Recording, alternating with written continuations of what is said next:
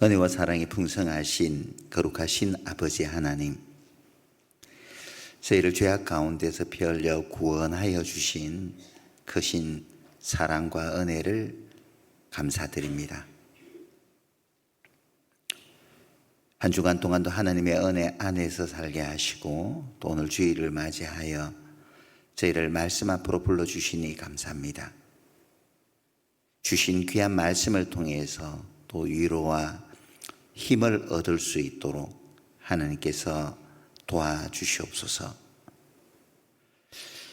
주님께서 다시 오실 날이 임박한 이때에 우리가 아직까지 또 건져야 할 소중한 영혼들이 너무 많이 계십니다. 조금도 뒤로 물러서지 않고 귀한 소중한 사람들을 영원한 생명의 길로 인도할 수 있는 저희가 되게 도와주시고, 그 일에 조금도 우리가 뒤로 물러서거나 주저하지 않도록 우리 마음을 담대하게 가질 수 있도록 도와주시옵소서.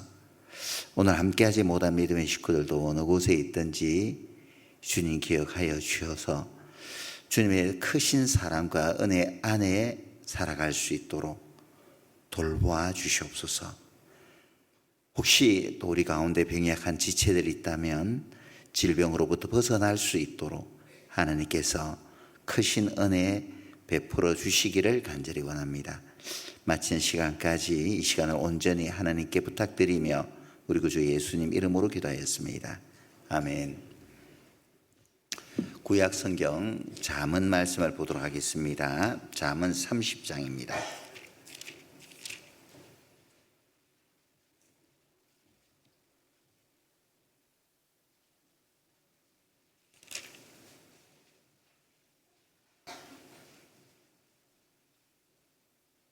잠언 30장 29절부터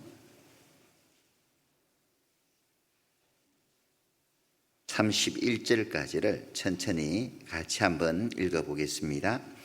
잘 걸으며 위풍 있게 다니는 것 서넛이 있나니 곧 짐승 중에 가장 강하여 아무 짐승 앞에서도 물러가지 아니하는 사자와 사냥개와 수염소와 및 능할 수 없는 왕이니라.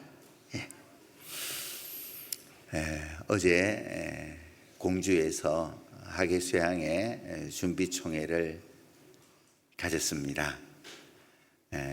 미등관이 꽤 크잖아요. 3,000명, 3,500명 정도 수용할 수 있는 공간인데 이제 가득 차고 또 앉을 자리가 없어서 또 미등관 대강당 식당에서 또 그 아래 또 헵시바에서 또 많은 분들이 말씀을 듣는 모습을 봤습니다. 또 2층에서 보니까는 이제 1층이 다 내려다 보이잖아요. 보면서 야, 드디어 이제 하계수양회가 시작되었구나 하는 이제 그런 생각을 갖게 되었습니다. 하계수양의 하이라이트가 언제인지 아셔요? 하계수양의 최고의 하이라이트는 침례받는 시간이지, 그죠? 침례받기 위해서 끝이 보이지 않은 긴 줄을 바라보면서 올해도 하나님께서 이렇게 많은 영혼들을 인도해 주셨구나 라는 것을 느끼면서 큰 감사가 되고 또 감동이 되고 그러죠. 또 저희들 같은 경우에는 첫날부터 특히나 침례식 당일에는 정신없이 상담을 하게 되거든요. 뭐 점심 먹자마자 이제 상담이 밀려오기 시작하면은 진짜 정신 하나도 없어요. 조그만 방에서 계속 상담을 하게 되는데 한 3시간, 4시간 하다 보면은 그냥 정신이 하나도 없습니다. 근데 이제 상담 마치고 약한 시간이 식사하러 올라가는 시간이 거의 이제 심리하는 시간하고 이제 같이 맞추어지는데 올라가면서 줄 서 있는 모습, 침례받는 모습, 침례받고 내려와서 껴안고 그냥 서로 포옹하면서 울고 기뻐하고 뛰는 그런 모습 보면서 정말 피로감은 온데간데 없이 사라지고 정말 하나님께 큰 감사를 드리는 그런 시간을 갖게 됩니다. 지난해에도 이제 저희 교회에서 하계 수양회 기간 동안에 또 구원 받으신 분들이 계시고, 또 구원을 축하하기 위해서 케이크까지 들고 올라와서 축하해 주시는 분들도 계시고, 또 함께 기뻐하면서 밖에서 사진 찍는 것도 보고, 그런 것을 이제 회상하면서 올해는 또 어떤 이벤트를 하나님께서 우리에게 준비해 주실까 또 기대도 많이 됩니다. 덥기도 하고 또 많은 사람들이 모이기 때문에 힘들기도 분명히 할 거예요. 재미있는 거 이야기해 드릴까요? 어머니의 임원 모임 때 잠깐 말씀을 드렸는데, 이거 누구한테 이야기해서 괜찮으리라고 생각합니다. 믿음이 있기 때문에. 이제 저 뒤에 그 아이 덤블링 방방이 있잖아요. 방방이 옆에 가보면은 조그마한 텃밭이 있어요. 제가 이제 심심해서 이제 거기 고추도 심고 뭐 여러 가지 토마토도 심고 그랬어요. 거기 보면은 올해는 좀 잘 자라, 작년에는 저 텃밭이 없어가지고 밖에다 안 좋은 땅에다 가다 보니까 제대로 되질 않았는데, 올해는 걷다가 좀 흙도 붓고 뭐 이래서 좀 이제 심어놨는데 꽤나 잘 자랐어요. 근데 거기에 이제 어떤 형제님이 이제 교회 학교 아이들을 위해서 좀 심겠다고 하길래, 그러면 관리하기 쉽지 않을 건데 그래도 해보겠습니다. 정말 관리하기 쉽지 않을 건데 할 수 있겠어요? 해보겠대요. 그래요. 그러면 해보세요. 난 몰라요 했더니 물 알아서 주겠대요.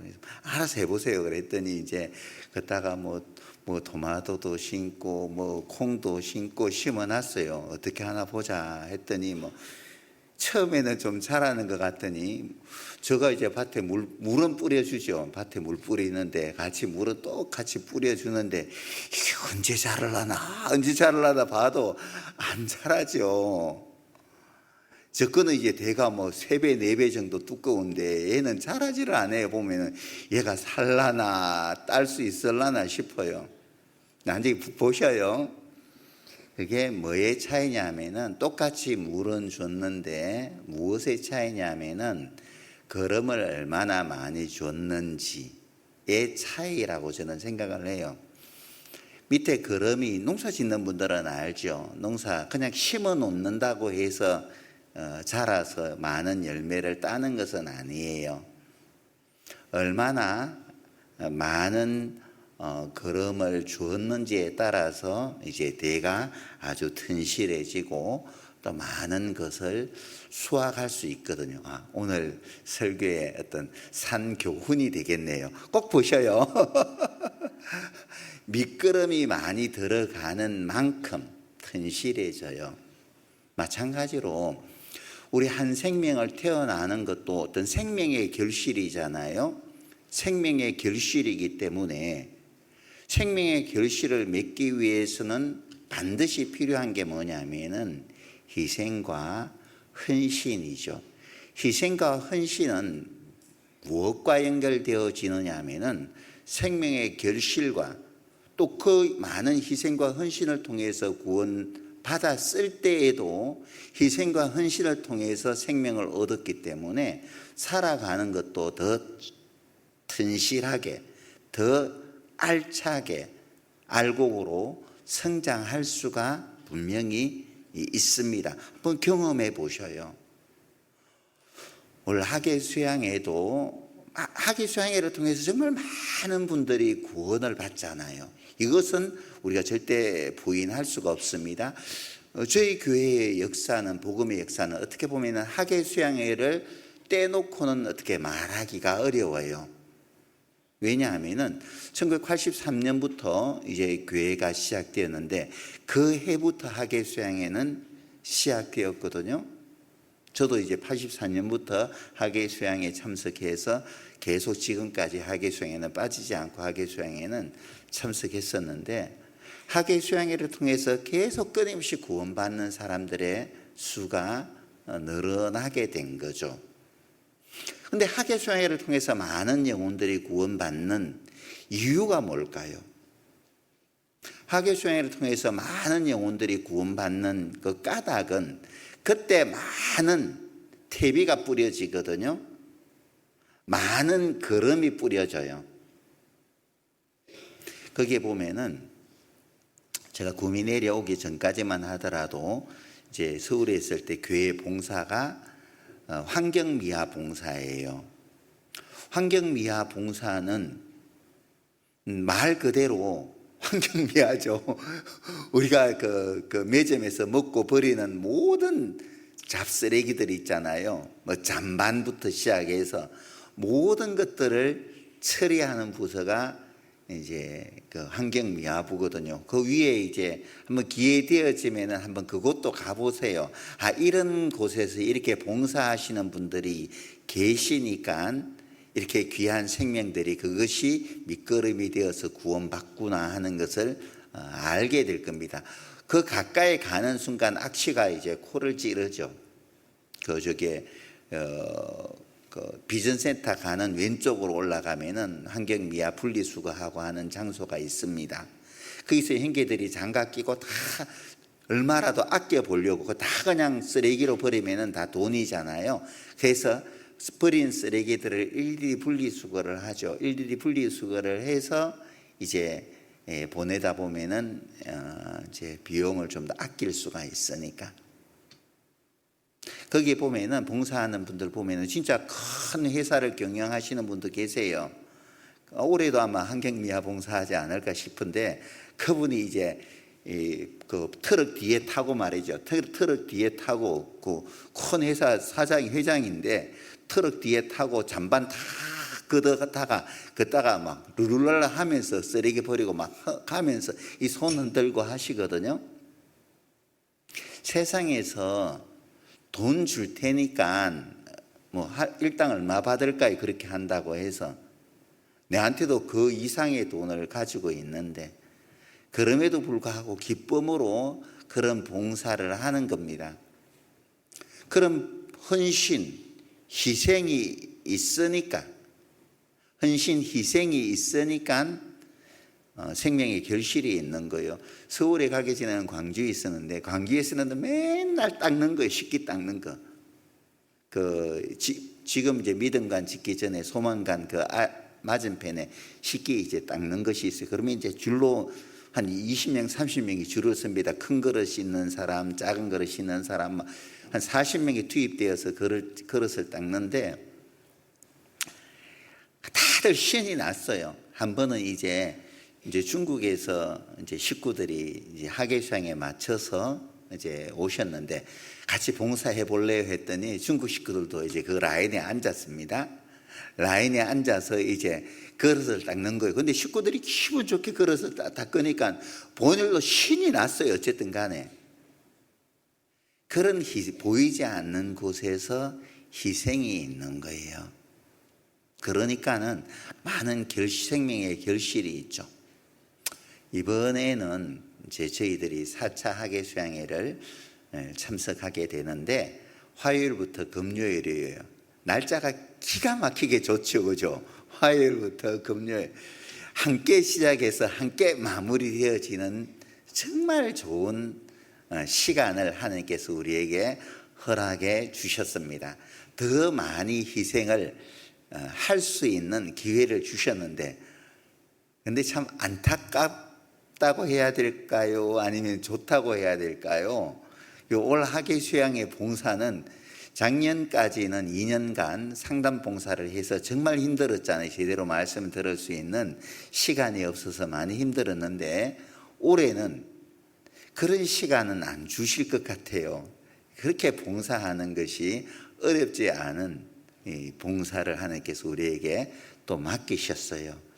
가만히 생각해 보면은 올해는 열심히 전도 한번 제대로 해보라고 그런 봉사를 우리에게 맡겨주시지 않았을까. 300명 어떻게 올해 목표가 300명이잖아요. 하계수양에 마치고 나면은 300명 금방 될 것 같아요. 40명만 전도하면은 300 딱 되거든요. 우리 목표가 올해 하계수양의 목표가 몇 명이라든가요? 아셔요? 구역장님들이 제대로 홍보를 안 했나 보다. 올해 학예 수양의 목표는 구역당 15명 해서 120명이거든요. 120명에 3분의 1만 하면 되겠네. 쉬워요? 어려워요? 3분의 1밖에 안 되는데. 그렇잖아요. 3분의 1만 하면 되겠네. 120명 중에서 3분의 1만 건지면 딱 되거든요. 하면 되겠죠, 그죠? 하면 되는 거예요. 부딪혀 보는 거예요. 그래서 열심히 또 전도하다 보면은 풍성한 생명의 결실을 볼 수 있도록 하나님께서 허락해 주시리라고 생각을 합니다. 잠언 30장 우리가 읽은 말씀을 보면은 잘 걸으며 위풍 있게 다니는 것, 잘 걷기도 하고 위풍 있게 어깨 쫙 펴면서 말이에요. 어느 누구도 범접할 수 없도록 당당하게 다니는 것 서너시 있는데, 첫 번째가 뭐냐면은 짐승 중에 가장 강하여 아무 짐승 앞에서도 물러가지 아니하는 사자와 숫사자, 갈퀴를 탁 날리며 말이에요.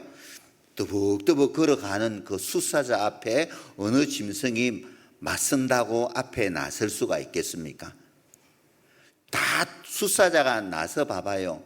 그러면 하이에나라든지 표범이라든지 꽁지가 빠지도록 저 멀리 그냥 도망가 버리잖아요. 얼마나 당당해요. 그죠? 집에 식탁 아래다가 숫사자 프린터로 출력해가지고 그래 나는 숫사자처럼 위풍당당하게 살 거야 딱 붙여놔 보셔요. 숫사자가 그러하고 또 사냥개, 한번 목표물이 정해지면은 정신없이 달려가잖아요. 죽이게 가잖아요. 주인이 돌아와 할 때까지 사냥개는 물러서질 않아요. 딱 사냥감이 잡히면은 그 사냥개하고 그 멧돼지하고 보면은 덩치가 어마어마하게 차이 나잖아요. 근데 사냥개 소리와 함께 멧돼지는 어때요? 주랭랑 쳐버리죠. 아무리 사냥개하고 멧돼지하고 크기를 보면은 견줄 수가 없는 겁니다. 몇 배의 멧돼지가 크죠. 그러나 용맹하게 사냥개가 덤비니까는 멧돼지는 그냥 주랭랑 쳐버리는 겁니다. 사냥개가 위풍당당하고, 그 다음에 수염소. 염소가 영어로 뭐예요? 고트죠, 고트. 최고가 고트잖아요. 최고를 우리는 고트라고 하거든요. 이 염소 뿔이 쫙 나가지고 보면은 좀 바위 위에 서 있는 거 보면 대단하잖아요. 그리고 이제 막 덤비면은 뿔로 들어받아 버리잖아요. 그죠? 그래서 수염소가 위풍당당하고, 또 당할 수 없는 왕. 어떤 왕이 있는데 아주 전쟁에 능한 왕이에요.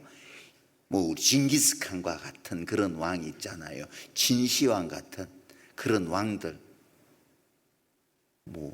우리나라 역사 가운데도 광개토 대왕 같은 그런 위풍당당한 왕들.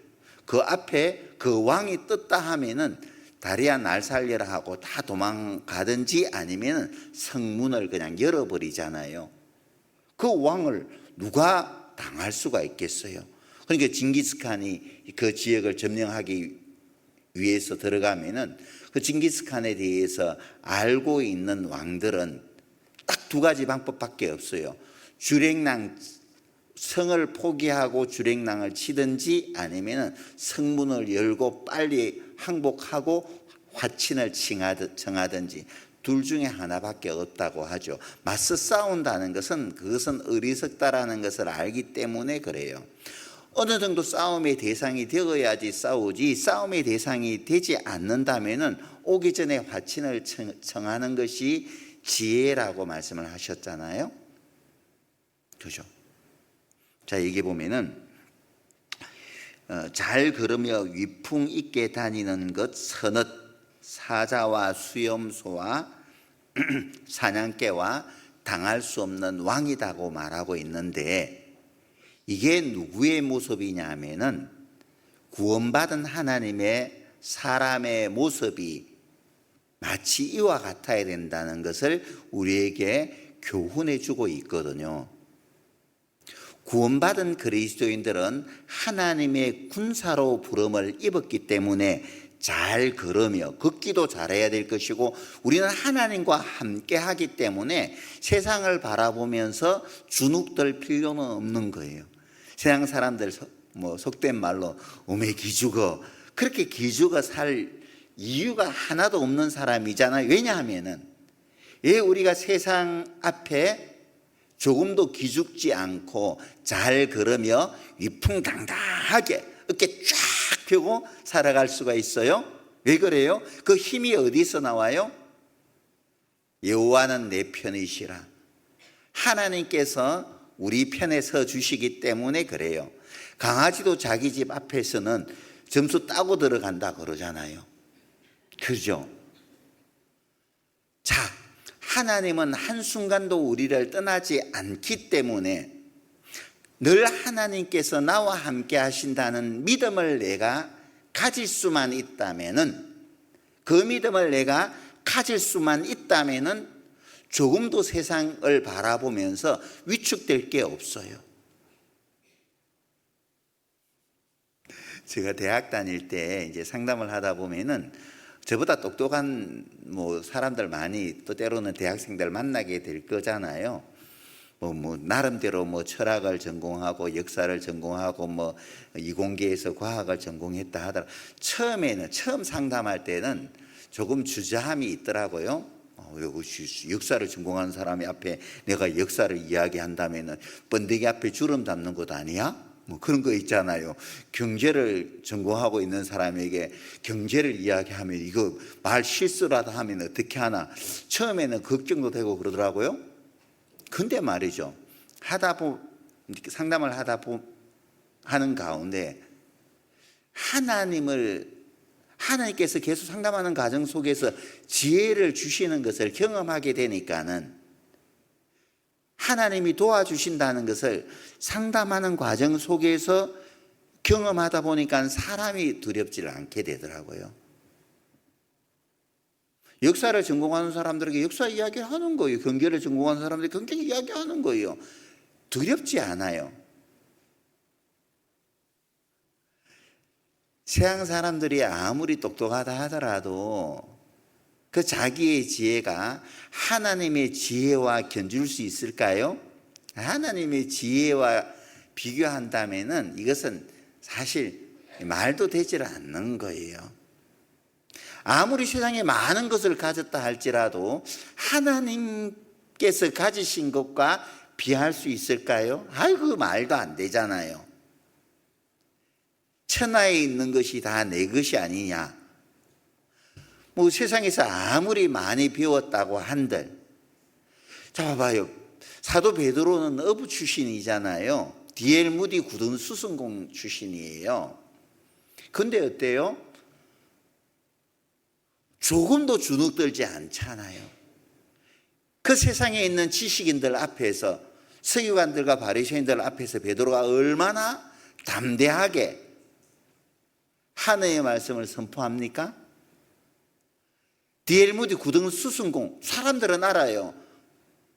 무디 목사님이라고 말해주지 않았습니다. 무디 당대에 말씀을 전할 때에 항상 지식인들은 D.L. 무디를 뭐라 불렸느냐 하면은 무디 선생 그렇게 불렀어요.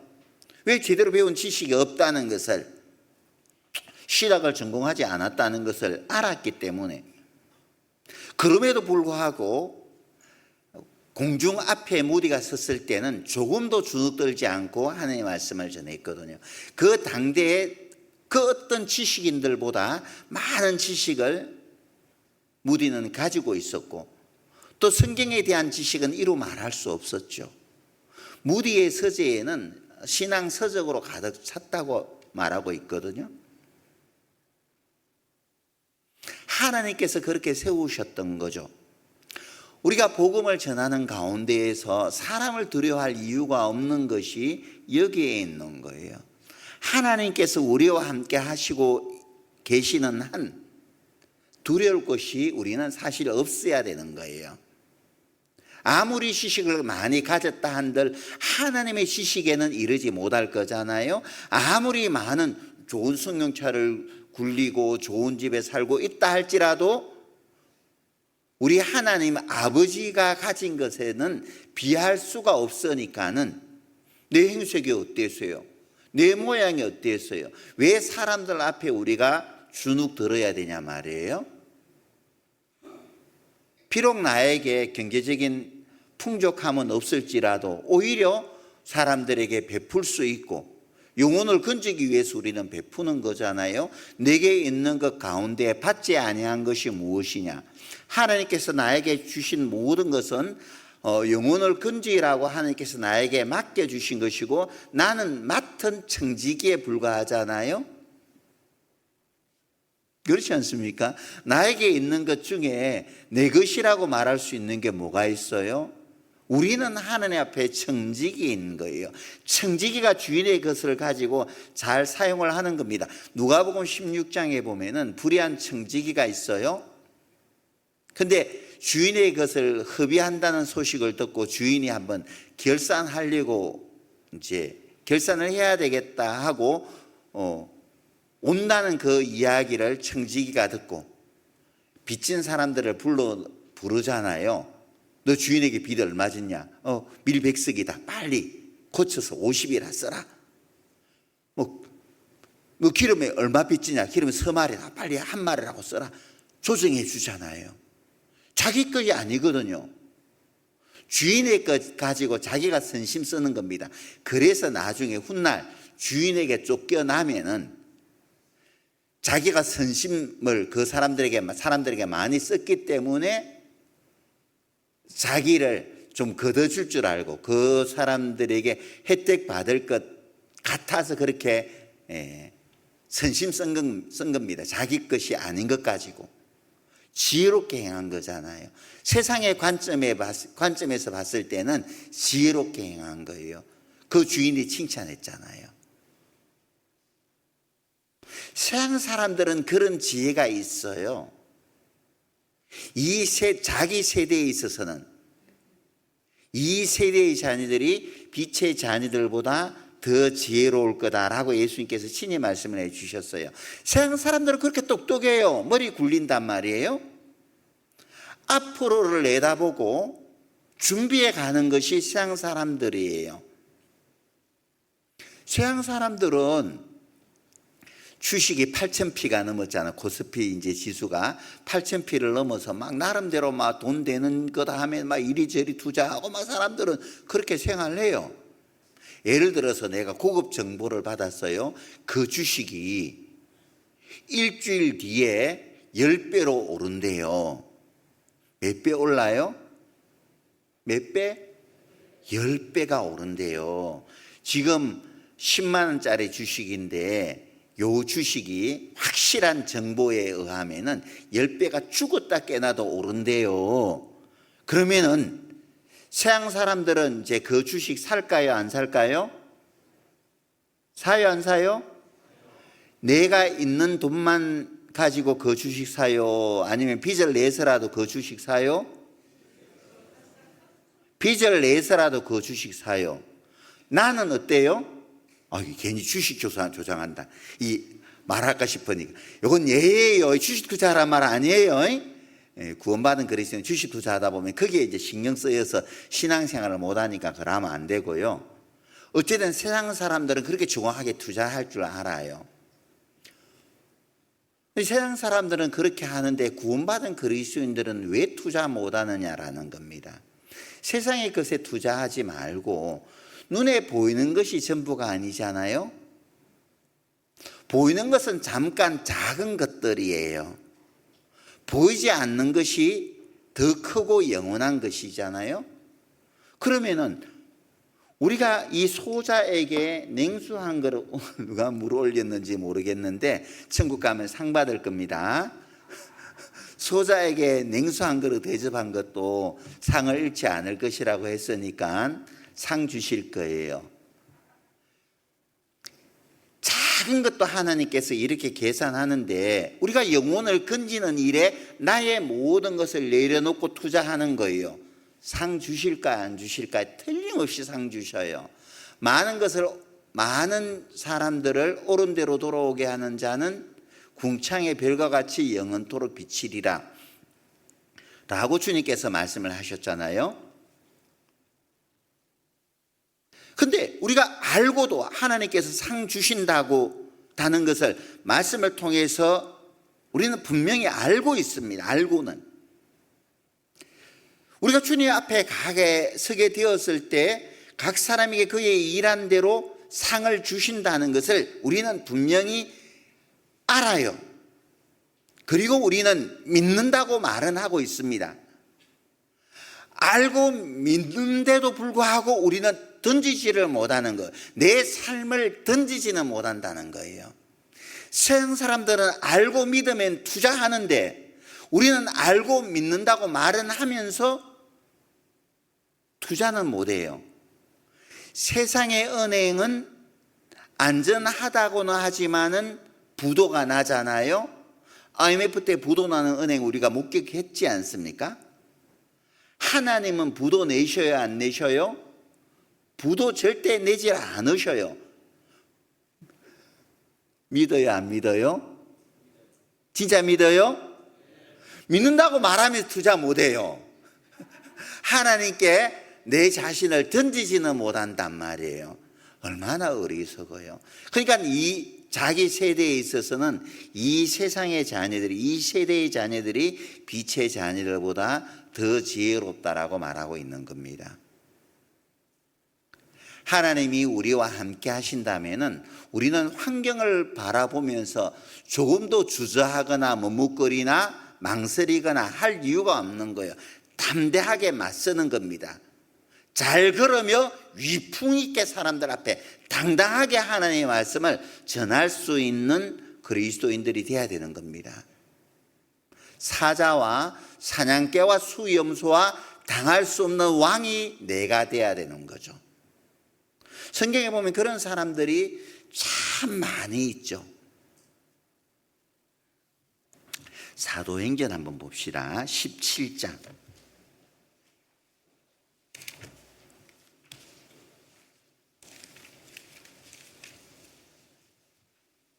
사도행전 17장 16절입니다. 바울이 아데네에서 저희를 기다리다가 온 성에 우상이 가득한 것을 보고 마음에 분하여 회당에서 유대인과 경건한 사람들과 또 저자에서는 날마다 만나는 사람들과 변론하니 어떤 에비구레오와 스도이고 철학자들도 바울과 쟁론할세 혹은 이르되 이 말장이가 무슨 말을 하고자 하느뇨 혹은 이르되 이방 신들을 전하는 사람인가 보다 하니 이는 바울이 예수와 또 몸의 부활을 전함을 인함이르라. 붙들어 가지고 아레오바고로 가며 말하기를 우리가 너희의 말하는 이 세 교가 무엇인지 알 수 있겠느냐? 내가 무슨 이상한 것을 우리 귀에 들려주니 그 무슨 뜻인지 알고자 하노라 하니 모든 아덴 사람과 거기서 나그네 된 외국인들이 가장 새로 되는 것을 말하고 듣는 이외에는 달리 시간을 쓰지 않음이더라. 22절은 같이 한번 읽겠습니다. 바울이 아레오바고 가운데 서서 말하되 아덴 사람들아 너희를 보니 범사에 종교성이 많도다. 지난 시간에 한번 이 말씀을 잠깐 말씀을 드렸었는데 바울이 지금 아레오바고에 서서 아덴 사람들에게 지금 말씀을 전하고 있습니다. 여기에 아덴 사람들아라고 이야기했을 때 그 바울 앞에 있었던 사람들은 어떤 사람이냐면은 18절에 보면은 에비구레오와 스도이고 철학자들이라고 되어 있거든요. 역사책에서는 에비구레오를 에피쿠로스라고 말하고 있죠. 철학자들입니다. 스도이고 하면은 우리가 잘 아는 스토아 철학자들이에요. 그 당대의 쟁쟁한 지식인들이죠. 학문의 중심지가 그 당대 로마는 학문이 발달되지 않았어요. 그리스의 철학이 그냥 로마로 그냥 그대로 넘어간 것입니다. 로마에서 뭐 뛰어난 그 학문들은 없는데 그 대부분의 학문은 아덴 학문입니다. 최고의 지성인들이 모여 있는 곳이 아테네였거든요. 스토아 학자들, 에피쿠로스 학자들, 굉장한 그 당대 최고의 지성인들이에요. 최고의 우리 시대로 말하면, 우리나라로 말하면은 서울 스카이에 있는 저명한 박사님들, 방송에도 수십 번 나올 만한 그런 박사님들 앞에서 이 사람들은 새로운 것을 아는 것 외에는 달리 시간을 쓰지 않는 사람들이에요. 공부하는 것 외에는 달리 시간을 쓰지 않는 사람들, 학문에 미쳐 있는 사람들 앞에서 바울이 외친 거죠. 아덴 사람들아, 너희를 보니 범사의 종교성이 많도다. 아테네 가보면은 얼마나 우상들이 많아요. 술의 신이 바카스가 술신 맞나요? 바카스, 포세이돈, 온갖 신들 많잖아요. 제우스, 비너스, 온갖 신상들이 주변에 널려져 있습니다. 가보면은 바로 아레오파고 언덕 바로 뒤편에 우리가 잘 아는 파르테논 신전, 대단합니다. 유네스코 보물 1호니까. 거기에 얼마나 우상을 섬기는 제사장들이 득실거렸겠어요. 그 바로 앞에서 조금도 주눅들지 않고 그 바울이 말이에요, 딱 서서 외친 겁니다. 아덴 사람들아 하면서 외쳤던 이런 바울의 모습이 잘 걸으며 위풍당당하게 걸어가는 당할 수 없는 왕과 같은 그런 모습이잖아요. 사자와 같은 그런 모습이지 조금도 주눅들지 않았던 거예요. 바울이 의지했던 것은, 바울은 그랬잖아요. 내 알고 있는 모든 지식들은, 그리스도를 알기 전에 가졌던 모든 것들은 배설물로 다 버려버렸다고 했잖아요. 배설물로 다 버릴 수 있었던 것은 그리스도를 얻는 것이 모든 것을 얻는 것이다라는 믿음이 있었기 때문에, 우리가 세상에 많은 것을 가졌다 할지라도 그리스도를 잃어버린다면 우리는 모든 것을 잃은 것이 될 것이고, 세상의 모든 것을 내가 잃어버렸다 할지라도 그리스도를 내가 얻었다면 나는 세상의 모든 것을 가졌다라고 말할 수 있는 거예요. 사도 바울은 그리스도를 가졌기 때문에, 지혜의 근본이신 그리스도를 가졌기 때문에 세상 사람들 앞에 조금도 주눅들지 않았던 거예요.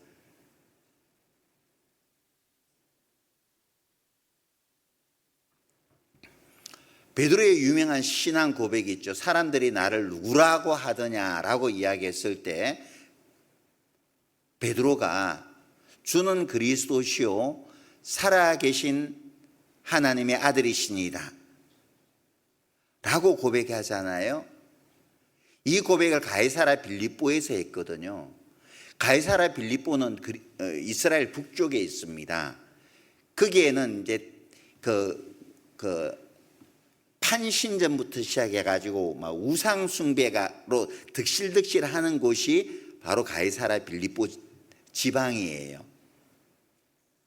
저도 성지순례 때 가봤는데 신전도 있고요, 우상 숭배하는 그런 곳들이 득실득실합니다. 그런 우상 숭배하는 사람들이 득실득실하는 곳에서 주님의 신앙 고백을 듣기를 원했던 거예요. 자신의 신앙을 고백하는 것을 듣기를 원하신 것이죠. 그래서 전도하고 돌아온 제자들에게 사람들이 나를 누구라 하더냐라고 물었을 때 들어는 엘리야, 들어는 세례 요한에 죽었던 영이 돌아온 것이다라고 말합디다라고 하는 가운데에서 바울이 베드로가 이야기하잖아요. 주는 그리스도시요 살아계신 하나님의 아들이시니다라는 유명한 신앙 고백을 하게 되는 겁니다. 조금도 주눅들지 않았던 거예요. 하나님을 신뢰하는 사람들은 환경 보고 조금도 뒤로 물러서지 않아요. 삶을 살아가다 보면은 어려운 문제들이 찾아오죠. 왜 없겠어요? 분명히 세상은 요동치는 바다와 같다 그러잖아요. 요동치는 바다 가운데에서 주님은 배 고물에 고온히 주무시고 계셨잖아요. 제자들은 죽을 맛인데 파도가 요동치니까는 제자들은 이리 휩쓸리고 저리 휩쓸리고 배멀미 장난은 아니잖아요.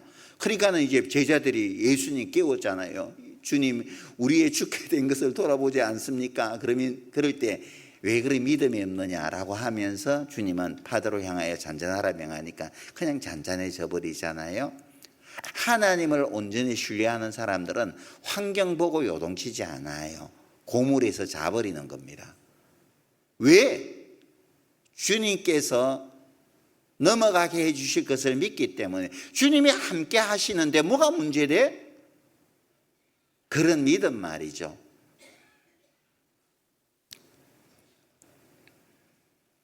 자, 그래서 바울은 그 수많은 철학자들 앞에서도 당할 수 없는 왕처럼 담대하게 복음을 선포할 수 있었던 거죠. 그 앞에 사도행전 4장 한번 봅시다.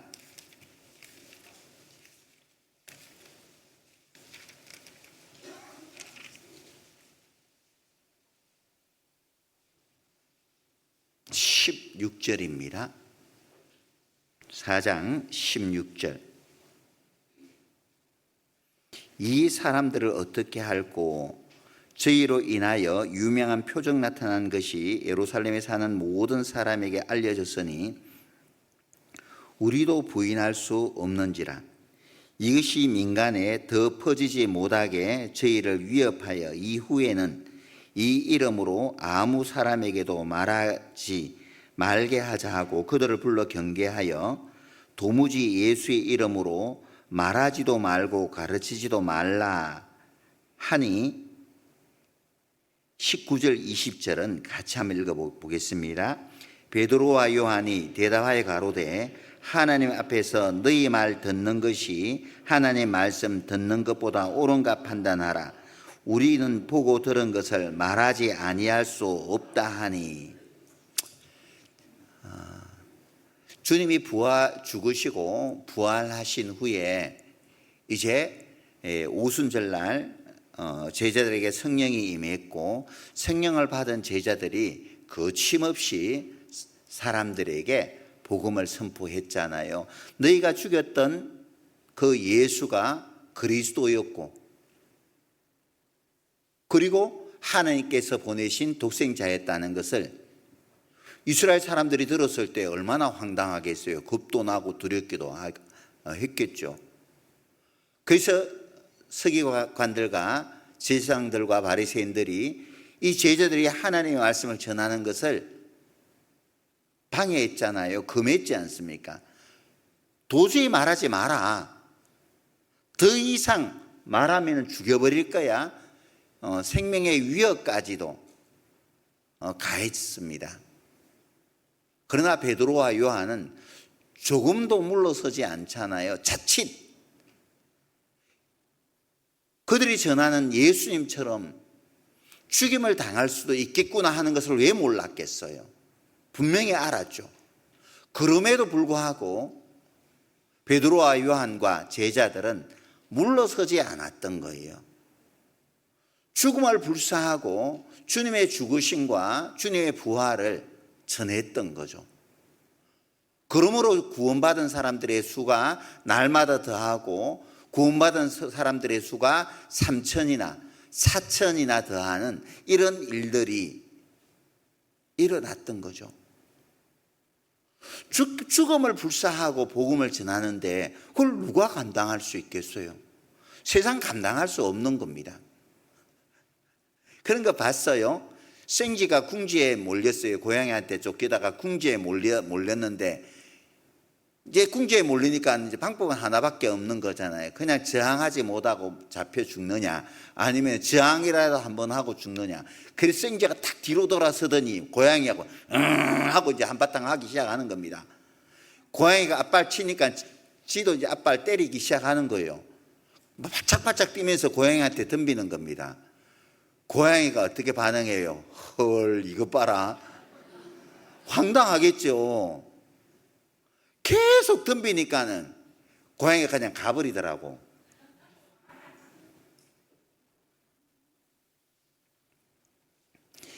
그 손자병법에 보면은 전쟁할 때 전략 가운데 배수의 진을 치라는 것이 있죠. 배수의 진을. 뒤에 강을 끼고 싸우는 겁니다. 뒤에 강을 끼고 싸우면 뒤로 도망갈 곳이 없잖아요. 강이 버티고 있기 때문에. 그러면은 이제 죽기 살기로 싸우는 겁니다. 황산벌 전투 때 그랬죠. 백제의 마지막 전쟁인 계획 장군이 배수의 진을 쳤거든요. 논산에서. 황산벌이지 오늘날의 논산이라고 합니다. 배수의 진을 쳤는데 계획 장군은 야무지게 배수의 진을 쳤죠. 나 돌아갈 곳이 없어. 처자식 다 죽이고 난 후에 황산벌로 나아가서 신라와 맞섰잖아요. 처음에는 백제가 신라군을, 나당연합군을 이제 맞서 대등하게 싸웠습니다. 나중에 이제 신라에서 보낸 관창 하나 잘못 죽이는 것 때문에 신라에서 막 열받아 가지고 이제 백제를 이겨버린 거죠. 초대교회 때 주님의 제자들이 죽음을 조금도 두려워하지 않고 복음을 전하다 보니까는 그 복음의 역사가 그렇게 활발하게 일어났던 거예요. 초대교회 때는 그랬잖아요. 말씀을 전했는데 받아들이면 하나님의 자녀가 되는 거고, 받아들이지 않으면 그냥 그대로 신고해버리는 거예요. 신고해서 잡히면 그냥 사자밥이 되는 거잖아요. 십자가에 매달려지는 겁니다. 사도 바울은 그랬잖아요. 주 예수께 받은 사명 곧 하나님의 은혜의 복음 전가하는 일을 마치려 하면은 나의 생명을 조금도 귀한 것으로 여기지 아니하노라. 죽음을 두려워하지 않고 복음을 전했기 때문에 바울을 통해서 그렇게 복음의 역사가 일어났던 거예요. 오늘날의 복음이 전해지는 세계 많은 곳이 있잖아요. 이슬람 국가에도 복음이 전해지고 또 힌두교 국가에도 복음이 전해지고 또 가톨릭 국가에도 복음이 전해지고 또 사회주의 국가에도 복음이 전해지고 있잖아요. 절대 그곳에서는 복음을 전하는 것이 우리처럼 뭐 쉽게 복음을 전할 수 있는 그런 환경이 아니에요. 또 복음을 받아들이는 사람들 입장에서도 마찬가지예요. 복음을 받아들이면 파문당하는 것이거든요. 가족들과는 완전 우리 속된 말로 너 족보에서 파내버릴 거야? 그 이상의 것이죠. 우리는 말은 그러죠. 너 제사에 참여 안 하면 족보에서 파내버릴 거야? 계속 교회 다니면 족보에서 파내버릴 거야? 파낼 수가 없는 구조잖아요. 우리나라에서는. 결연하겠다는, 잘라버리겠다는, 가족의 구성원으로서 여기지 않겠다는 것이 최고의 위협이죠. 위협이지만은 실질적으로 할 수 있는 것은 없어요. 근데 거기에는 실질적으로 가능해요. 예를 들어서 내가 힌두교를 믿는데 개종을 했어요. 그러면 어떻게 해요? 이제 가족들끼리 묻히는 공동묘지 아니면 같은 불악 사람들이 묻히는 그 공동묘지에 묻힐 수가 없어요. 따로 저 산 한 구석에 몰래 그것도 묻어야 되는 겁니다. 사람들이 죽음에 대해서는 다들 사람들은 걱정하잖아요. 어떻게 장사가 치러질 것인지. 자기 시신이 묻힐 곳이 없다는 것은 굉장히 두려움이거든요. 또 심지어는 자기 마당에 묻어놓으면 가족들이 와서 마당을 파버린대요. 마당을 파가지고 시신을 해서 언덕 위에 독수리 밥을 던져버린다든지. 장난이 아니죠. 제가 예전에 네팔 가니까는 네팔이라는 나라에도 그렇게 한답니다. 묻힐 수가 없는 거예요. 키르기스탄에도 마찬가지고.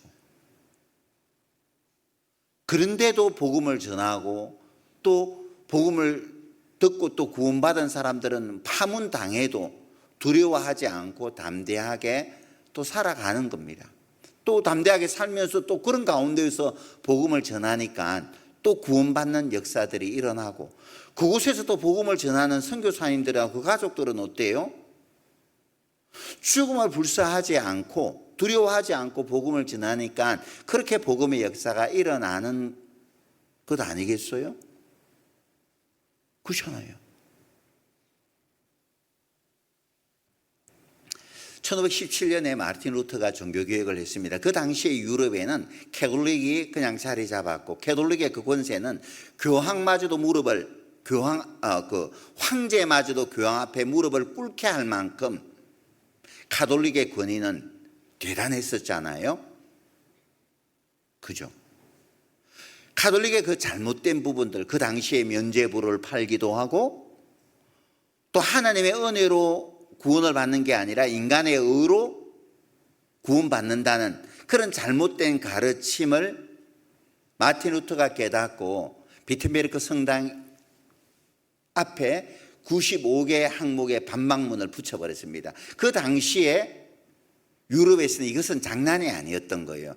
가톨릭의 권위에 정면으로, 마틴 루터는 신부였었지만은, 가톨릭의 사제 신부였었지만은 가톨릭에 맞서기 시작했던 거예요. 난리가 났죠. 그래서 마틴 루터를 종교재판으로 소환을 하게 됩니다. 보름스라는 곳으로 소환을 하게 되죠. 죽이려고. 죽일 목적으로 보름스 회의에 마틴 루터를 오게 한 거예요.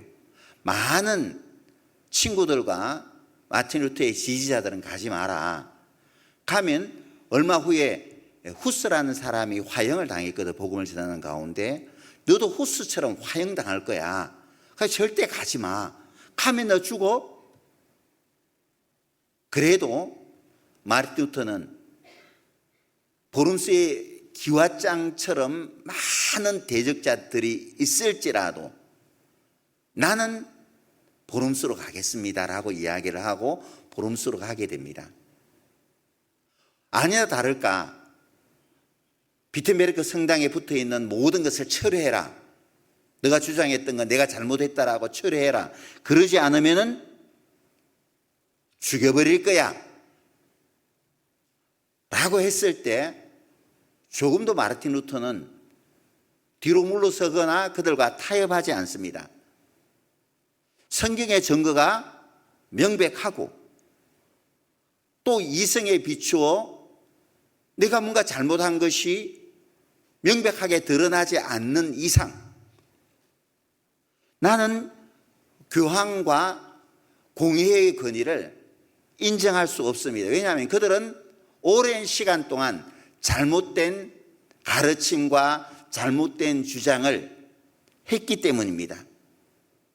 내 양심은 하나님의 말씀에 사로잡혀 있습니다. 양심에 반해서 행동하는 그것은 정당하지 못하고 또 현명하지 못하기 때문에 나는 내가 주장했던 모든 것을 철회하지 않을 것이고 철회할 수 없습니다 라고 이야기를 합니다. 그러면서 하나님께 기도하죠. 하나님, 저가 여기 있습니다. 도와달라고 기도하게 됩니다. 조금도 물러서지 않죠. 나를 도우소서 아멘 하고 당당하게 외칩니다. 어떻게 그렇게 말하는 마르틴 루터를 어떻게 할 수가 없었던 거예요. 조금도 뒤로 물러서지 않았던 거죠. 우리도 그래요. 누군가는 우리 교회 보고 이단이니 뭐니 이야기를 하잖아요. 이단적인 요소를 우리가 어떻게 문제 전하고 들어보지 않았기 때문에 우리가 전하는 말씀을 듣지 않았기 때문에 이단이니 뭐니 이런저런 이야기들로 이 대적을 하지만은 우리는 담대할 수 있어요. 우리가 믿고 있는 것이 확실하기 때문에 우리가 전하는 것이 너무나 확실하기 때문에 우리는 조금도 뒤로 물러서지 않습니다. 이풍당당하게 사람들 앞에서 주눅들지 않고 우리가 믿고 있는 이 복음을 우리는 전할 수가 있는 거예요. 확실한 증인의 말은 힘이 있다 그랬잖아요. 힘있게 전하는 그 말씀 앞에 사람들의 마음이 무너지게 되는 거죠. 우리는 그렇게 전할 수 있어야 되는 겁니다. 그렇게 전할 때 사람들의 마음이 하나님의 말씀 앞에 굴복되어지는 거예요. 사무엘상 17장 말씀을 보겠습니다.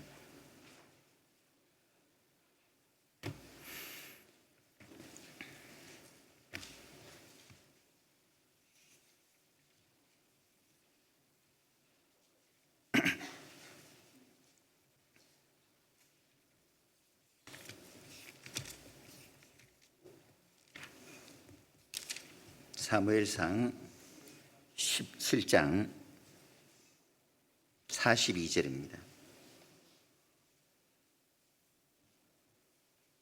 41절부터 제가 한번 읽어볼게요. 블레셋 사람이 점점 행하여 다윗에게로 나오는데 방패된 자가 앞섰더라. 그 블레셋 사람이 둘러보다가 다윗을 보고 업신여기니 이는 그가 젊고 붉고 용모가 아름다움이라. 블레셋 사람이 다윗에게 이르되 네가 나를 개로 여기고 막대기를 가지고 내게 나왔느냐 하고 그 신들의 이름으로 다윗을 저주하고 또 이르되 내게로 오라. 내가 네 고기를 공중의 새들과 들 짐승들에게 주리라. 다윗이 블레셋 사람에게 이르되 너는 칼과 단창으로 내게 나오거니와 나는 만군의 여호와의 이름 곧 내가 모욕하는 이스라엘 군대의 하나님의 이름으로 내게 가노라. 여기 보면은 블레셋 사람 가운데 싸움을 도두는 군대 장관인 골리앗이 이제 그 전쟁의 그 분위기를 만들기 위해서 블레셋 군대 앞에 선 거예요. 그리고 이제 이스라엘 사람들을 모욕하기 시작하는 거죠. 그 블레셋의 모습을 보고 블레셋의 싸움을 도두는 이 골리앗이 우리 가운데 왔으니 누가 당할 수 있을까 싶어서 모였던 사람들이 다리야 날 살려라 하면서 다 도망가 버리는 겁니다. 다급하니까 사울 왕이 누구든지 저 골리앗만 죽여주면은 내 딸을 아내로 줄 테니까 좀 누가 해볼 사람이 있어? 때마침 다윗이 간 거예요. 하늘 모욕하는 저 사람이 누구입니까? 사람들은 골리앗의 외모, 키가 3m가 넘으니까 그 외모에 다 주눅들어서 다 도망가 버렸을 때, 그렇잖아요. 3m가 넘는 그 위대한 장군이 앞에 서는데 누가 맞서서 감히 싸운다고 나설 수 있겠습니까? 아무도 나서지 못한 채 다 도망가고 있는 그런 상황 속에서 우리가 잘 아는 다윗이 나아가게 되는 거예요. 물맷돌 5개 사울 왕이 갑옷 입히고 창도 주었잖아요. 익숙치 못하니까 갑옷도 버려버리고 창도 두고 그냥 물맷돌 5개만 들고 막대기 하나 들고 이제 골리앗 앞으로 다가서는 겁니다. 그렇게 설 수 있었던 것은 너는 칼과 단창으로 나오거니와 나는 만군의 하나님의 이름으로 내게 나가. 하나님을 의지했기 때문에 3m가 넘는 그 골리앗은 조금도 문제가 되질 않았던 거예요. 우리가 복음을 전하다 보면 골리앗과 같은 그런 사람들이 있습니다. 내 어머니가 골리앗과 같아요. 꿈쩍도 하지 않을 것 같아요. 겁이 나기까지도 합니다. 또 모진 말 들을까 싶어서. 내 형님이 그렇고 아버지가 그렇고 주변의 친구들이 골리앗처럼 너무나 견고한 것 같아요. 겁나죠. 또 무슨 말 들을까 싶어서. 완전한 갑옷을 갖춘 것 같아요. 나보다 아는 것도 많은 것 같으니까. 가진 것도 많고 사회적 배경도 뛰어나고. 그러니까 감히 맞설 엄두가 나질 않는 거예요.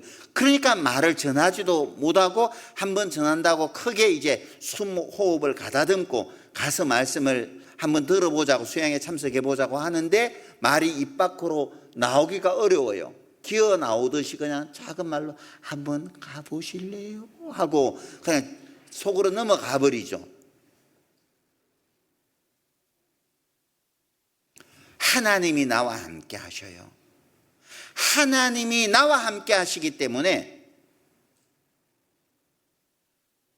다윗이 골리앗을 조금도 주저하지 않고 나아간 것처럼 또 그렇게 하기까지는 물맷돌 5개, 매끈매끈한 돌이죠. 이 평소 때의 다윗은 물맷돌 가지고 사자나 곰을 맞섰던 거예요. 평소 때 훈련이 되었던 겁니다. 평소 때 충분하게 훈련되었기 때문에 물맷돌 5개가 익숙했던 거예요. 칼보다는, 창보다는. 우리도 마찬가지예요. 평소 때 기도로 준비하는 겁니다. 닥쳐서 준비하기보다도 평소 때 준비하는 거예요. 너희 가운데 소망에 관한 이유를 묻는 자들에게 대답할 것을 항상 예비하되 온유와 두려움으로 하고, 소망에 관한 이유를 묻는 자들에게는 항상 예비하고 있어야 되잖아요. 그러기 위해서 평소 때 성경 강연의 말씀도 많이 듣고요, 조각 말씀도 듣고, 또 하느님께로 나아가는 길, 뭐 그런 책들 많이 있잖아요. 어떻게 말할 것인가 하는 지혜 달라고도 기도도 하고 훈련하고 가는 겁니다. 평소 때 다윗은 그냥 들판에 있는 돌 5개 줍고 그냥 던진 게 아니에요. 평소 때 물맷돌 가지고 많이 던지기 연습도 했던 겁니다. 그러니까 한 방에 날아가자마자 골리앗의 머리에 박히게 된 거죠.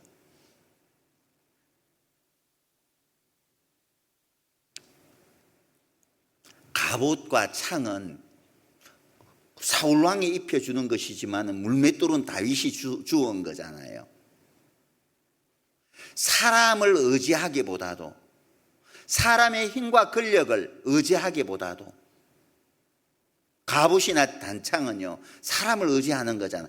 뭐 보호도구나 이런 것을 의지하는 거잖아요. 이런 것은 필요 없다는 겁니다. 나 평소 때 입고 있던 옷이면 충분해. 평소 때 나는 하나님과 동행했기 때문에 하나님께서 나에게 주시는 이 물맷돌이면 나는 충분해.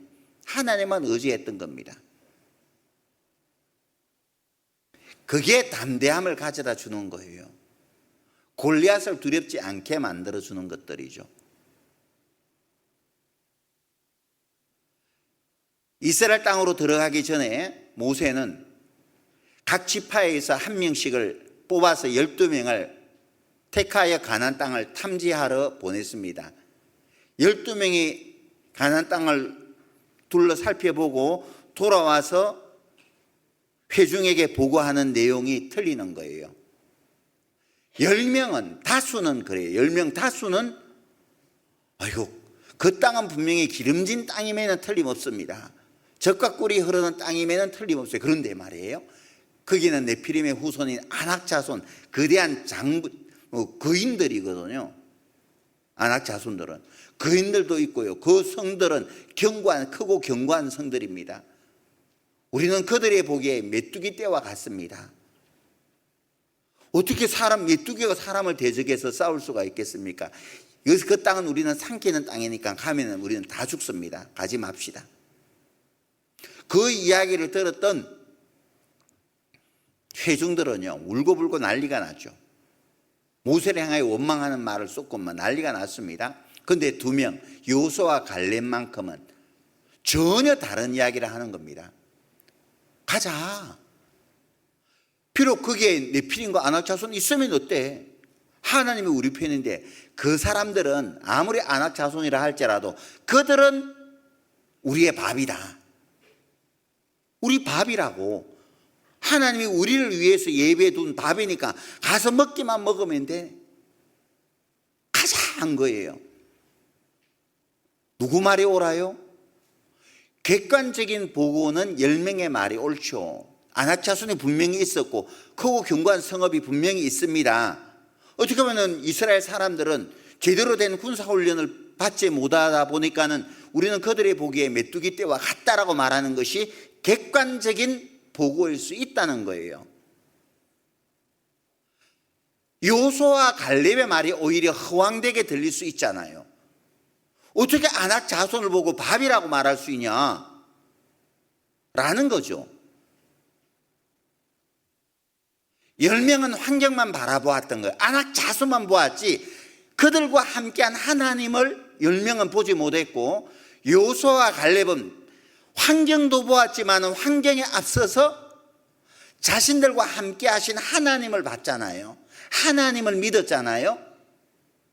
하나님이 그들보다 강하다는 것을 조금도 의심치 않고 믿었기 때문에 가서 취하자. 그들은 우리의 밥이라고 말할 수 있었던 겁니다. 이스라엘 백성들은 10명의 말을 받아들였기 때문에 받아들였던 이스라엘 사람들은 광야에서 다 죽었던 거예요.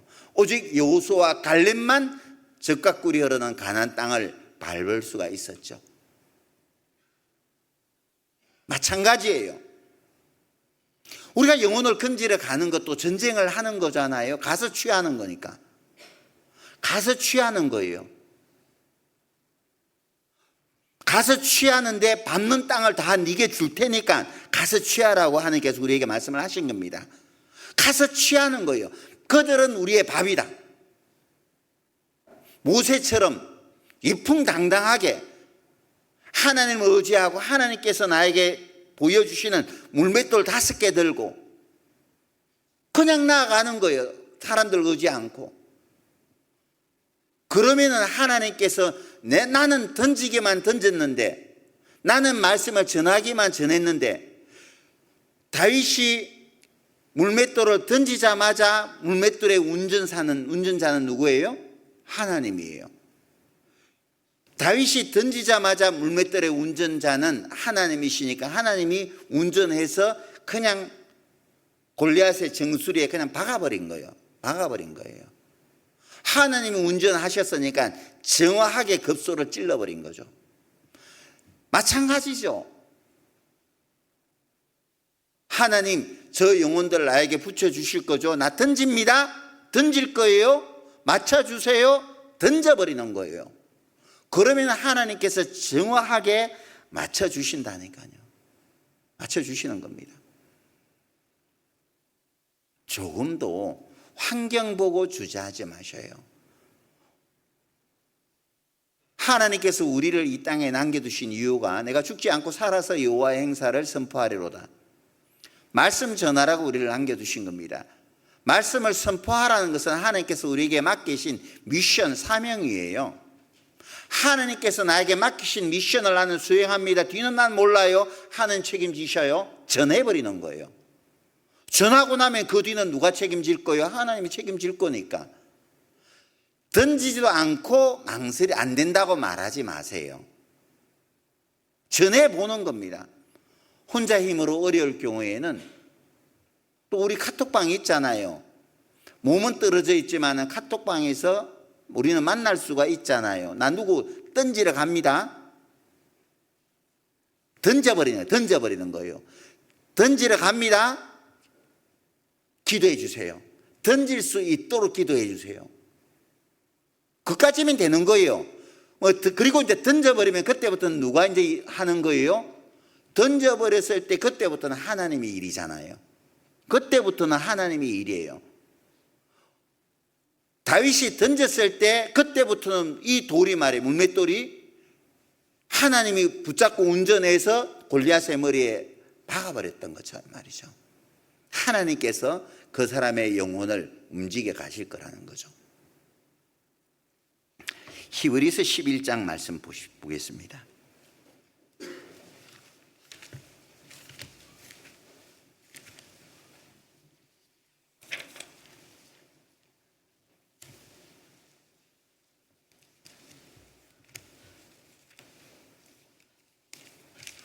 (11장) 33절입니다.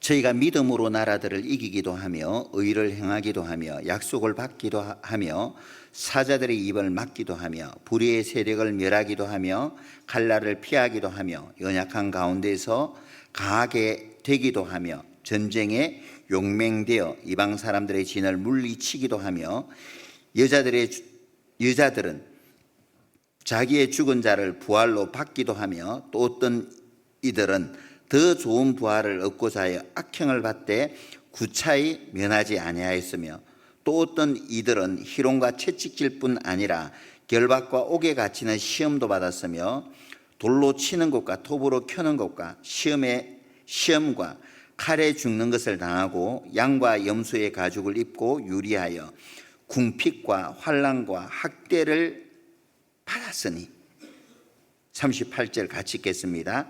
이런 사람은 세상이 감당치 못하도다. 저희가 광야와 산중과 암혈과 토굴에 유리하였느니라.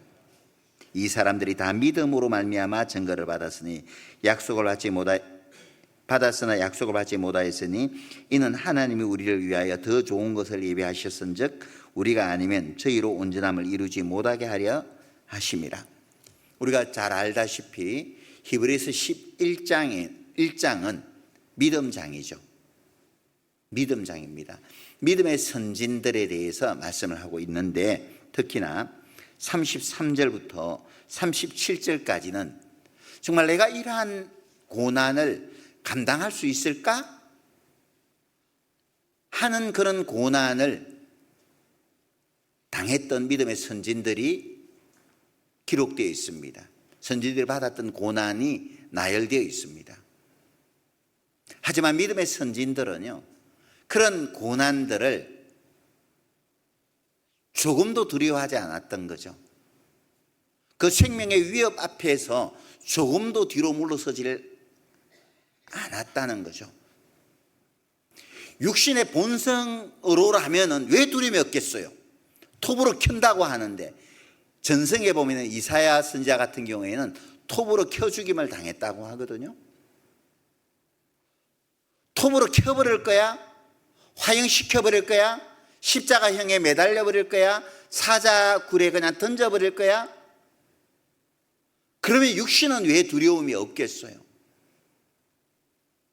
그러나 그 생명의 위협 앞에 조금도 주저하지를 않았던 거예요. 사드락 메삭 아벳느고 풀물에 던져버릴 거야?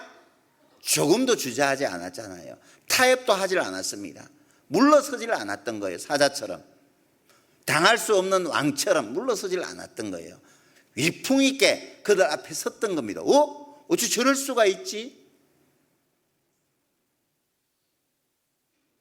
서적구에 보면 조그만 소책장에 북치는 소년병이라고 있습니다. 한번 기회 되어지면 좀 카타콤의 순교자라든지 그런 책들 좀 읽어보셔요. 많은 앞선 선진들이 죽음 앞에서 두려워하지 않는 모습들을 보면서 도대체 저 믿음은 어디서 나오는 거야? 요한 웨슬레가 그랬잖아요.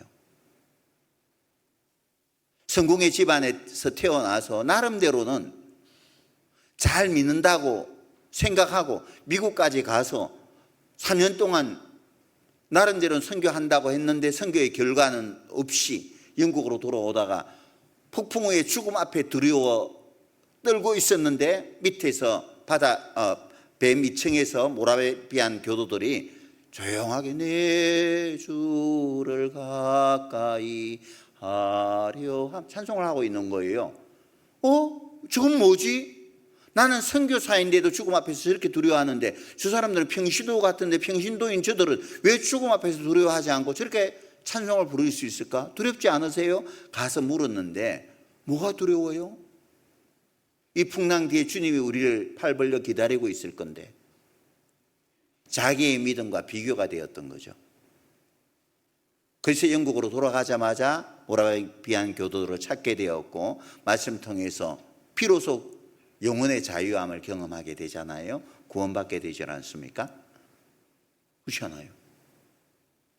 우리가 위풍당당하게 사람들 앞에 하나님의 말씀을 왜 안 들어요? 이거 당연히 들어야 되는데 이거 들어야 돼. 이거 들어야지 산다니까요.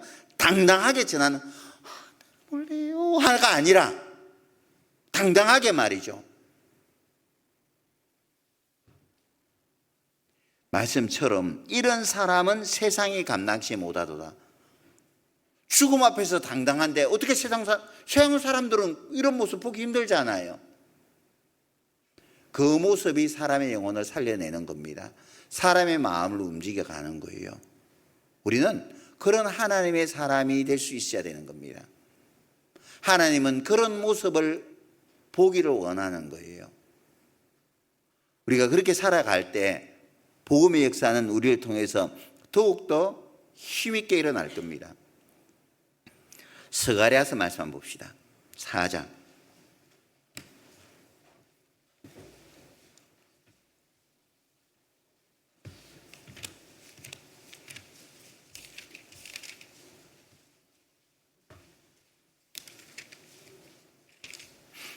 4장 6절입니다. 스가랴서 4장 6절입니다. 그가 내게 일러 가로되 여호와께서 스룹바벨에게 하신 말씀이 이러하니라. 만군의 여호와께서 말씀하시되 이는 힘으로 되지 아니하며 능으로 되지 아니하고 오직 나의 신으로 되느니라. 큰 산아 내가 무엇이냐? 내가 스룹바벨 앞에서 평지가 되리라. 그가 머릿돌을 내어 놓을 때 무리가 외치기를 은총이 그에게 있을지어다 하리라 하셨고. 자, 스룹바벨이 성전을 건축하려고 하는데 많은 방해가 있는 거예요. 그런데 하나님은 학개 선지자를 통해서 다시 이스라엘 백성들의 마음을 격동시켜 주셨고, 우리가 할 수 있을까? 라는 마음을 가질 때 하나님께서 스룹바벨의 마음을 다시 격동시켜 주시잖아요. 큰 산아 네가 무엇이냐? 내가 스룹바벨 앞에서 평지같이 되리라. 큰 산과 같은 성전을 건축하는데 장애가 있을지라도 스룹바벨 앞에서는 평지가 되리라. 내가 만들어 줄 테니까, 장애물은 내가 제거해 줄 테니까 조금도 주저하지 말고 하라는 겁니다. 산과 같은 장애물이 있다 할지라도 하라는 거예요. 하나님께서 우리에게 해야 될 일들을, 스룹바벨이 해야 될 것은 성전 건축하는 일이니까 하라는 겁니다. 큰 산이라 할지라도 평지되게 만들어 줄 테니까 하라는 거잖아요. 큰 산과 같은 사람이 내 앞에 있을지라도 그 산과 같은 그 견고한 마음들을 내가 꺾어 줄 테니까 하라는 거잖아요. 하는 겁니다. 학예 수양회까지 한 달 보름이어 남아 있습니다. 하는 거죠. 전도하는 겁니다. 부지런히 밭갈이 하는 거예요. 나에게 주신 물질 가지고 마음 밭갈이를 하는 겁니다. 품에 내물은 사람의 길을 너그럽게 하느니라.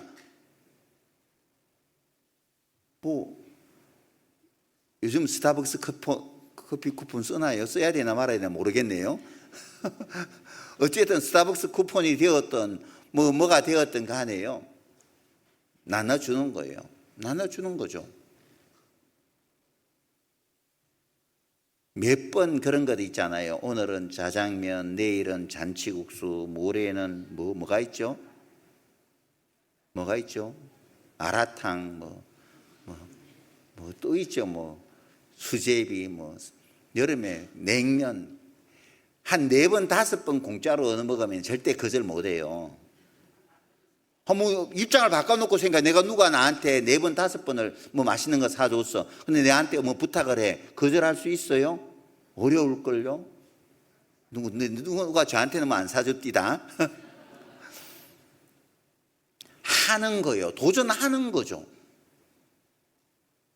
마음의 어떤 원한을 가지고 하는 거예요. 어떤 목표가 있으면은 밖에 보이질 않아요. 다른 어떤 것에 마음이 목표가 없으니까 어떤 내가 해야 될 일이 보이지 않으니까 마음이 엉뚱한데 빼앗겨 버리는 거예요. 우리가 여름 하면 먼저 떠올려지는 것이, 여름이 다가오면 우리가 마음속에 그렇잖아요. 여름이 다가오면 먼저 생각나는 게 뭐예요? 학예 수양회잖아요. 여름이 다가오면은 우리는 항상 한결같이 학예 수양회부터 먼저 생각하는 겁니다. 아마 학예 수양회 한 번도 참여하지 못한 분들 계시리라 생각해요. 덥습니다. 되게 더워요.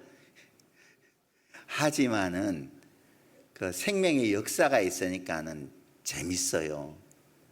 처음 가신 분들이 다 놀라는 게, 와, 이게 왜 그리 사람들이 많은 것에 놀라고, 또 봉사를 하는데 왜 저 사람들은 왜 다 천사 같아?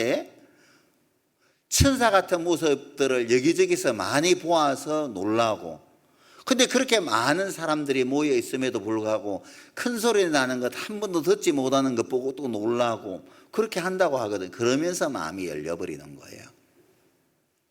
그죠? 그래서 기쁜 마음으로, 또 설레는 마음으로 또 학예 수양회를 우리가 참석해야 될 것이고, 전도함에 있어서도 이풍당당하게 말이에요. 사자처럼, 사냥개처럼, 수염소처럼 당할 수 없는 왕처럼 말이에요.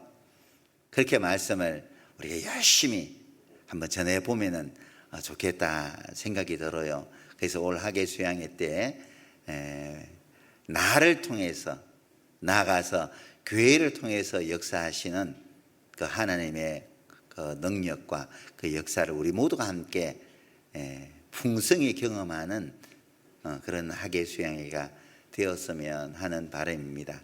오늘은 또 관리 학교 또 수료식도 있고요. 그래서 조금 일찍 마치도록 하겠습니다. 함께 기도하겠습니다. 사랑과 은혜가 풍성하신 고마우신 하나님 아버지, 이 험한 세상 가운데서 저희를 하나님의 자녀로 복음의 또 군사로 불러주신 은혜를 감사합니다. 세상이 아무리 우리를 힘들게 할지라도 우리가 또 복음을 전할 때 또 우리의 대적이 우리 앞에 그렇게 강하게 보인다 할지라도 우리가 조금도 뒤로 물러서지 않도록 도와주시옵소서. 하나님께서 늘 우리와 함께 하심을 믿고 우리와 함께 하시는 하나님을 의지하며 담대하게 힘있게 하나님의 자녀로서 남은 삶을 살아갈 수 있는 우리 모두가 되게 도와주시기를 간절히 원합니다. 필리핀에서도 복음의 역사가 힘있게 일어나게 하시고 또 저 멀리 키르기스탄 까라발타에서도 복음의 역사가 힘있게 일어나게 하심을 참으로 감사드립니다. 저 멀리 또 멕시코 테오아칸에서도 하나님의 복음의 역사가 힘있게 일어나게 하심을 감사합니다. 복음이 전해지는 곳마다 주님께서 함께 하시고 또 복음을 앞서 전하는 선교사님들에게도 하나님께서 힘과 능력 베풀어 주시옵소서. 오늘 남은 시간도 하나님께서 크신 은혜로 함께 해주시기를 간절히 바라며 우리 구주 예수님 이름으로 기도하였습니다. 아멘.